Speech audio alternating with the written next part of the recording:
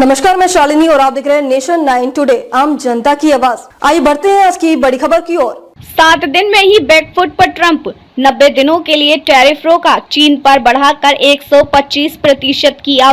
अमेरिकी राष्ट्रपति Donald Trump ने बुधवार को 75 से ज्यादा देशों पर जैसे को तैसा यानी कि रेसिप्रोकल टैरिफ 90 दिनों के लिए रोक दिया है। यह उनके फैसले के साथ ही लागू हो गया है।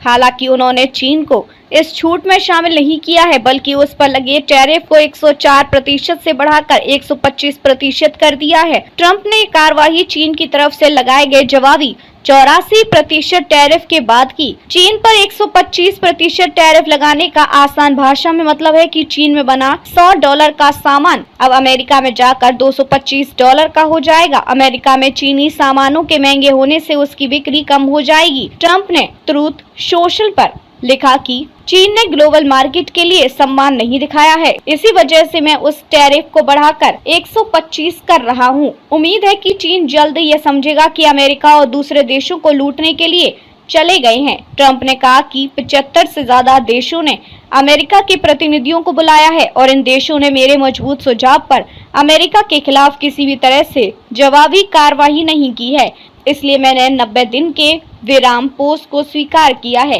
टैरिफ पर इस रोक से नए व्यापार समझौतों पर बातचीत करने का समय मिलेगा।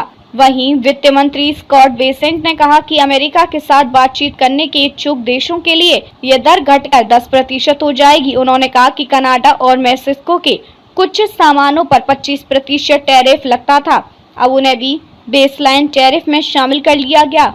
हालांकि उन्होंने यह साफ नहीं किया है कि यूरोपीय यूनियन इस बेसलाइन टैरिफ में शामिल है या नहीं। ट्रंप टैरिफ के चलते अमेरिका समेत ग्लोबल मार्केट में 10 लाख करोड़ डॉलर की गिरावट आई थी। हालांकि टैरिफ रोकने के फैसले के कुछ घंटों के अंदर ही अमेरिकी शेयर बाजार की वैल्यू 3.1 लाख करोड़ डॉलर बढ़ गई। ट्रंप के कई करीबी सलाहकारों और खुद इलॉन मस्क भी टैरिफ वॉर रोकने की सलाह दे चुके थे। ट्रंप की रिपब्लिकन पार्टी के कई नेता भी टैरिफ के खिलाफ थे। Mitch मैकॉनल, rent Paul, Susan Collins व लीसा मुर्कोविस्की ने टैरिफ को असंवैधानिक अर्थव्यवस्था के लिए नुकसानदायक और कूटनीतिक रूप से खतरनाक बताया था। टैरिफ के चलते अप्रत्याशित तौर पर अमेरिकी बॉन्ड्स की बिकवाली शुरू हो गई थी।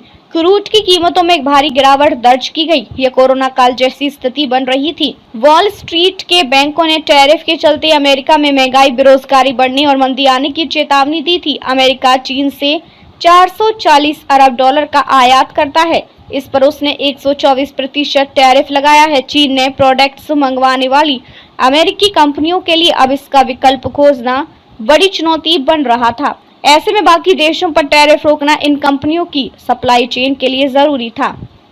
खबरों में अब तक के लिए बस इतना ही। फिर होगी आपसे मुलाकात, तब तक नमस्कार और देखते रहिए नेशन 9 टुडे। ऐसे ही लेटेस्ट अपडेट पाने के लिए हमारे चैनल को सब्सक्राइब करें और तुरंत नोटिफिकेशन पाने के लिए बेल आइकन प्रेस करना न भूलें। यदि आप हमें फेसबुक या इंस्टाग्राम के माध्यम से देख रहे हैं तो हमारे पेज को फॉलो जरूर करें। धन्यवाद।